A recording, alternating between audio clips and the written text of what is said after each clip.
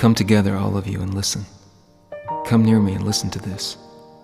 From the first announcement, I have not spoken in secret. At the time it happens, I am there. I am the Lord your God, who teaches you what is best for you, who directs you in the way you should go.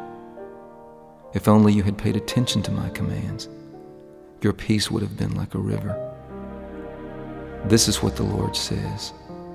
Stand at the crossroads and look. Ask for the ancient paths. Ask where the good way is, and walk in it, and you will find rest for your souls.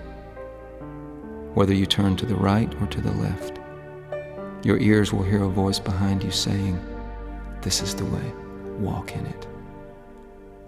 My people will live in peaceful dwelling places, in secure homes, in undisturbed places of rest. This is what the Lord says. In the time of my favor, I will answer you, and in the day of salvation, I will help you. I will keep you. Shout for joy, O heavens. Rejoice, O earth. Burst into song, O